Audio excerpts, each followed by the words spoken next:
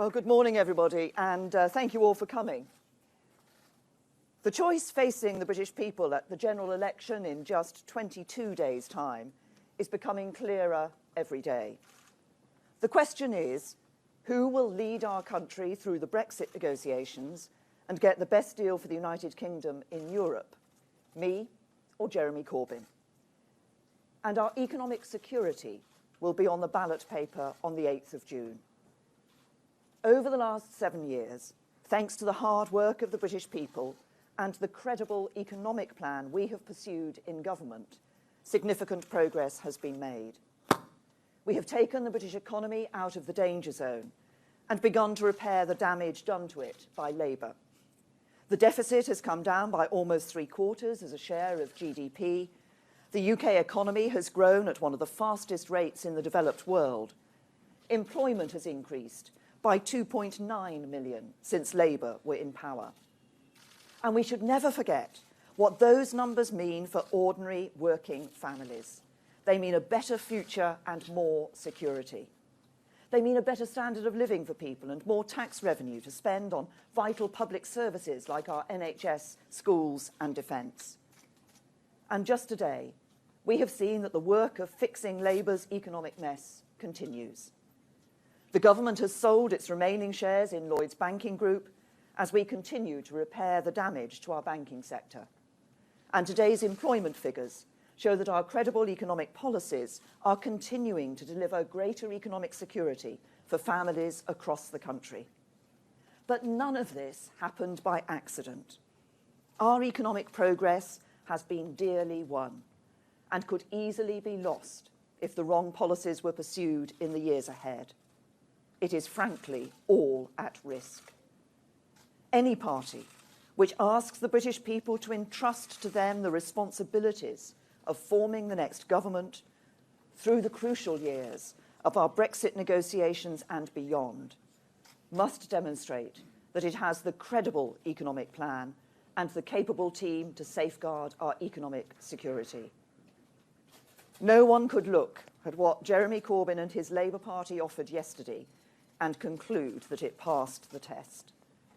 The risk which a Jeremy Corbyn-led government would pose to our economy has been laid bare. But manifestos are also a test of something else. They are a test of leadership. Later this week, I will publish my party's manifesto for the next 5 years. Unlike Jeremy Corbyn's fantasy wish list of easy promises paid for with imaginary money, I will set out in detail the 5 great challenges our country faces over the next 5 years and lay out how we will tackle them. While Jeremy Corbyn and Labour retreat into an ideological comfort zone, ducking the difficult challenges which lie ahead, I will be straight with people. I won't shy away from facing the challenges of our time. Rather, I will set out how we will tackle them head on. Because that is what leadership is about. And on this key test, Jeremy Corbyn has failed once again. If he can't show real leadership of his party now, how could he lead our country through Brexit? How could he sit down with the prime ministers, presidents and chancellors of Europe and get a good deal for Britain?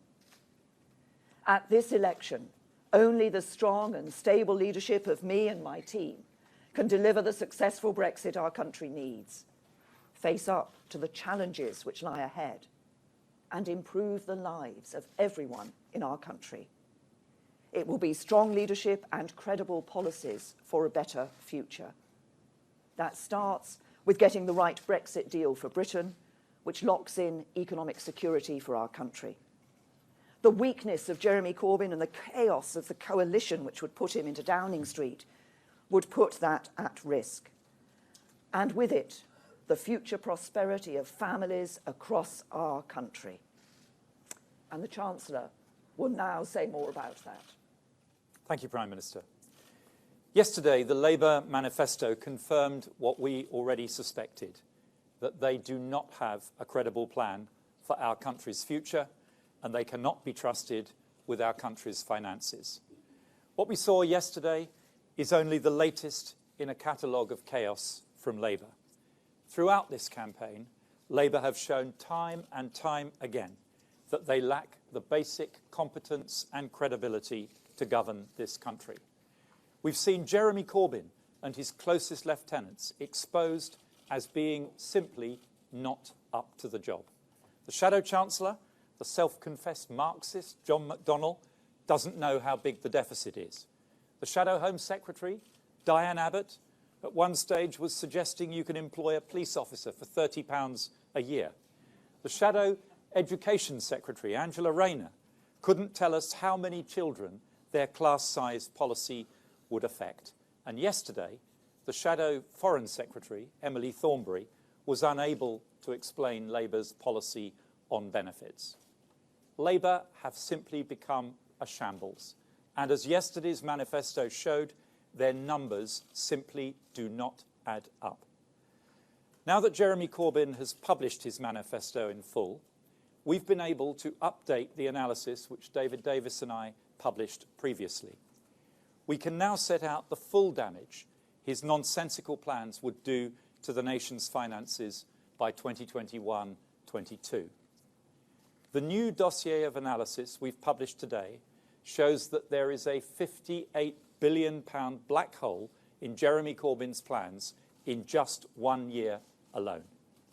Proposal after proposal in Labour's manifesto mean more borrowing and more debt, from uncosted promises to increase benefits to unexplained threats to seize control of private companies.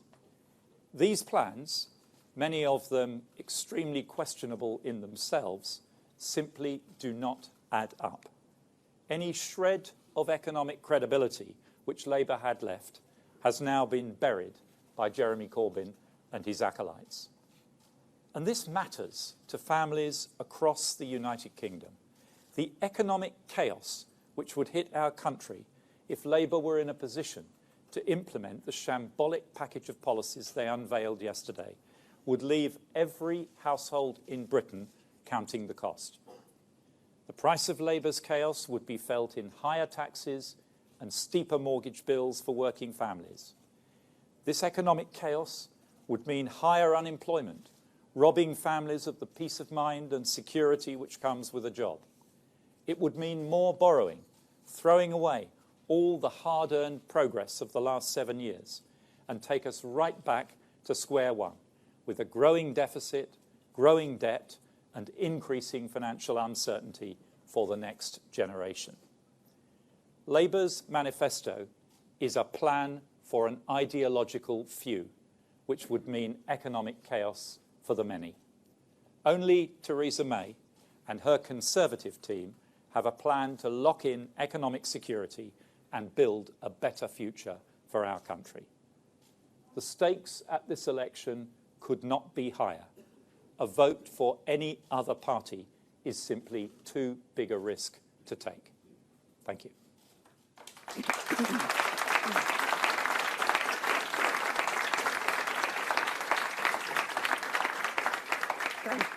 Thank you very much, Philip. We'll now take some questions. Laura. Thank you very much, Prime Minister and Chancellor.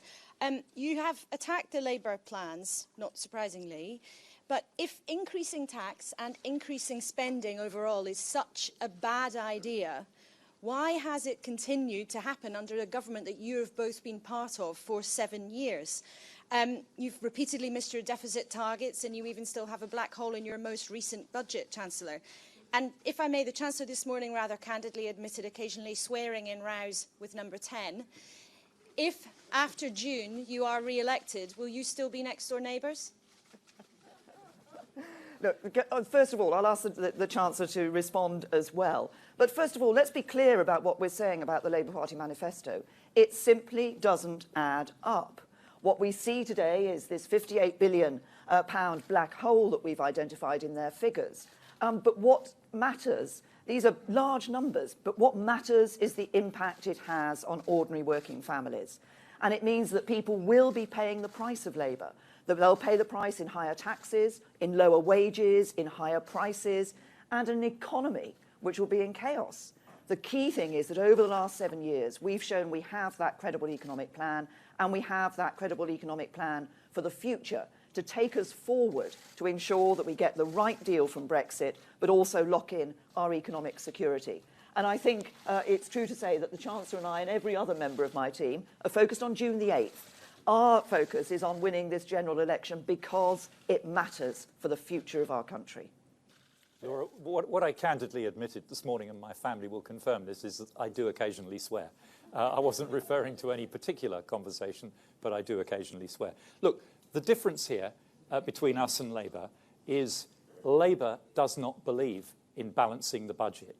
Prime Minister has said many times that as a country we have to get back to living within our means. We have to do that in a sensible way. We have to do it in a measured way that balances the needs of deficit reduction with the needs for investment in our economy and the needs of our public services. But we do have to do it. Labour doesn't believe in reducing taxes. Labour believes in increasing taxes. We are a low-tax party by instinct. Conservatives will always cost you less in tax. Thank you. Emily?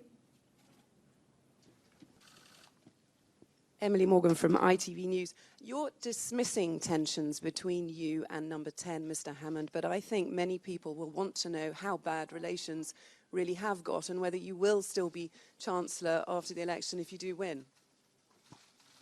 Look, we work very closely together. The Prime Minister and I have known each other for many, many years. We work very closely together. She's got an extremely strong team around her.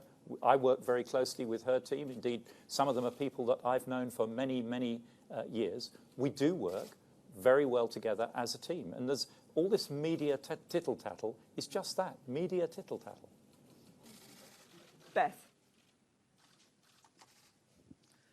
Thank you, Beth Rigby, Sky News. Prime Minister, yesterday when we were at that Screwfix factory, Zia Karim, a father of 5 who takes home £300 a week, asked you twice about how you would help him cope with the cost of living.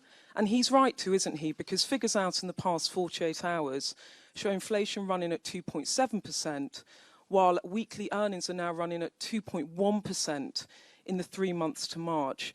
You admitted to him that Brexit was partly to blame for his family's struggles. Are you now saying, and you also said there will be a couple of years of uncertainty, do you now say that there will be a squeeze on the cost of living for workers until Brexit is complete? If I may, Beth, I didn't actually say that Brexit was responsible for the troubles that he had. I did say that we had, of course, seen an impact on inflation from changes to the currency over the last few months, and that, as everybody knows, we're going to a negotiation on Brexit over the next 2 years, and the final deal, that special relationship, special partnership that we want to build with Europe, will be for those negotiations. There are 2 ways of looking at the impact of cost of living for people. I mean, one is our desire to ensure that people are in work and that we see our economy generating higher paid jobs. That's what we want to see. But if you're going to do that, you've got to make sure you have a credible plan to build on the strength of the economy and not destroy it with the sort of policies that we've seen from the Labour Party yesterday in their manifesto.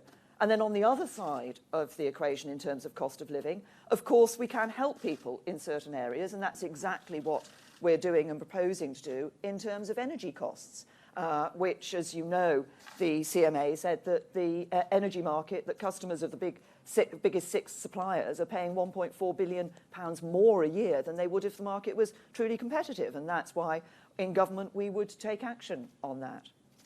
We've achieved 2.9 million new jobs since 2010, net new jobs. Our economy is one of the fastest growing developed economies in the world. Yes, of course, we have some inflation passing through the economy. But this will be transient. It's a result of currency movements last year. And the OBR forecasts that in every year of the 5-year forecast period, real wages will continue to increase. But as the Prime Minister says, the long-term answer to this question is that only by building a strong and resilient economy can we deliver sustainable economic growth and sustainable rising living standards. There is no other way of doing it. It's not done by writing in a Labour manifesto that we'll do X or Y or Z. That will not deliver sustainable rising living standards. Only getting the fundamentals of the economy right will do that. That requires a good Brexit deal and it requires strong leadership to consolidate the gains that we've made in our economy over the last 7 years. And in my judgment, only the Prime Minister can deliver that. Thank you. George, from the FT. A question to both of you, which verges into the area of philosophy, I think, political philosophy. And without asking you to preempt your manifesto tomorrow, philosophy of taxation. Would you like to see a shift in the balance of taxation away from work and enterprise and onto wealth? Well, I think my overriding philosophy of taxation is actually that we should be as low tax a country as possible, because it's in that way that we can ensure that businesses are investing here and creating jobs, and that people have more of their own money to spend. That's my tax philosophy. George, I think we've got a challenge as the economy changes shape. And if I may say so, that sounds like yesterday's question. As we move into a more digital economy, a more globalized economy, the challenge is how we tax a changing pattern of activity. How do we make sure that companies operating digitally in the global economy, who may have a big footprint in the UK, but not necessarily a big taxable presence in the UK, how do we make sure that they pay their fair share? This is an international question. It can only be dealt with by agreement between the nations, and Britain has led in the G20 and other forums in taking forward this debate about how we are going to make sure that our tax system evolves as the shape of our economy globally evolves, so that we can carry on funding our public services effectively while still supporting rising living standards. That's the challenge. Thank you. Sam.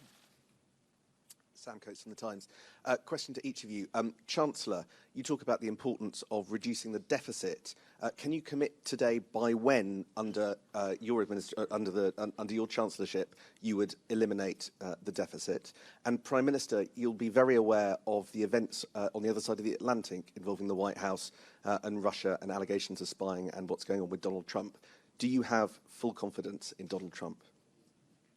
We have, well, should I take that last one? We have a very special relationship, as you know, with the United States of America. This is the most important defence and security relationship that we have around the world. I was very pleased that when I went to the United States shortly after President Trump's inauguration, he was able to commit to his 100% commitment to NATO, which is an important bedrock of our security and the bedrock of the security of Europe. We continue to work together, and we have confidence in that relationship between us and the United States, that it helps to keep us all safer. Sam, nobody should be in any doubt about our commitment to balancing the budget, to getting the country back to living within its means. That is essential if we're going to build a sustainable economy for the future. But as to the exact timetable and commitments, you'll have to wait, I'm afraid, until the manifesto is published. Right, thank you. Yes, Martin. Yes, Martin. Rob Hutton from... Sorry, Rob. Rob Hutton from Bloomberg. Prime Minister, you've dealt with security matters. You've dealt with stuff coming from sensitive sources. Does the fact that the President of the United States seems willing to discuss things freely with people in the Oval Office from Russia or wherever, does that make you more reluctant to share British intelligence with the US? Decisions about what President Trump discusses with anybody that he has in the White House is a matter for President Trump. We continue to work with the United States and continue to share intelligence with the United States, as we do with others around the world, because we are all working together to deal with the threats that we face. The key threat, of course, being the threat of terrorism, predominantly from Daesh, but we must never forget that Al-Qaeda is still out there. So working with the United States and others to deal with that terrorist threat is an important part of maintaining our national security, and we will continue to do so. I'll take next, Ben. Thank you, Prime Minister. Do you accept that Brexit is to blame for the 17% slide in sterling since June's referendum? And if you don't accept that, what do you think is to blame? Well, if you look at actually what happened to sterling, sterling had started to fall back before the referendum vote came through. There have been adjustments to sterling. Actually, if you look, it isn't just that sterling's gone down. We've seen sterling move around, as currencies do. What matters to any government, actually, is that we have a credible economic plan that is able to ensure that we can deal with the circumstances as they develop. I don't know if you want to add anything, Philip. Well, the key thing is to get started straight after the election with the Brexit negotiations, make progress as quickly as we can, and get the best possible deal for Britain. Business hates uncertainty. Everybody knows that. The sooner we can create certainty about Britain's future relationship with Europe, certainty about how they will be able to operate their businesses, the better it will be for the British economy. That needs strong and determined leadership in those negotiations, and it's very clear to me that Jeremy Corbyn cannot provide that leadership. Yes. Oh, no. Sorry, I don't know everybody's name, so I'm having to point rather. Thank you. Jack Maidment from the Daily Telegraph. A question for both of you, if I may. Labour has unveiled plans to put up taxes on the top 5% of earners. Can people earning more than £80,000 expect to hear similarly bad news in the Conservative manifesto? Well, first of all, you won't be surprised for me to say that we will be setting out our policies in the manifesto when we publish it tomorrow. But if you look at the issue of taxation, let's just look at what we've done at our record as Conservatives in government.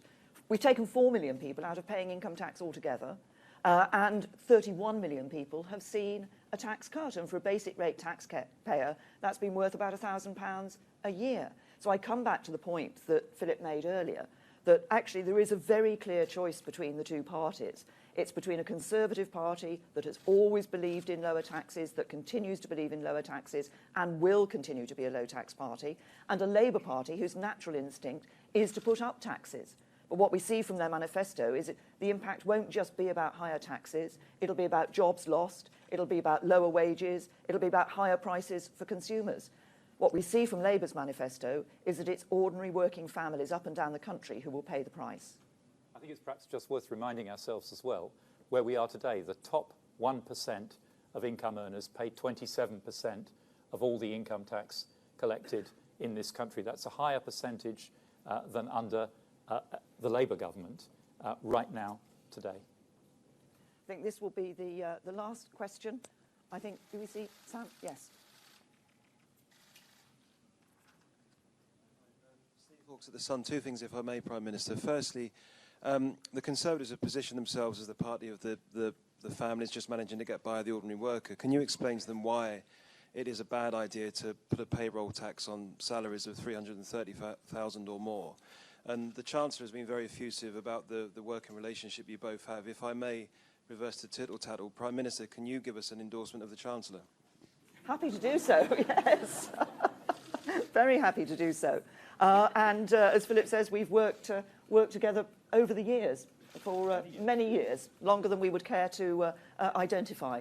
I think that's an age-related comment, nothing else, just in case you try and relate anything into that. In relation to what is happening in Labour Party's manifesto, the key thing is that you have to ask yourselves, with the impositions that they are putting on business, they're proposing to put on business, what would the impact of that be? And sometimes it's easy for people to think, oh, this is just about business and business will pay and there won't be any impact on anybody else. Actually, that's not right.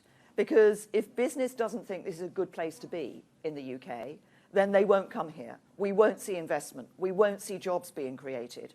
And people will lose out. They'll lose out in higher prices that they're paying in the shops. They'll lose out in lower wages. They'll lose out in fewer jobs. What we need to do is to make sure that the United Kingdom is the most attractive place to set up a business, to grow a business, to provide those jobs and investment that will really secure people's future. Thank you.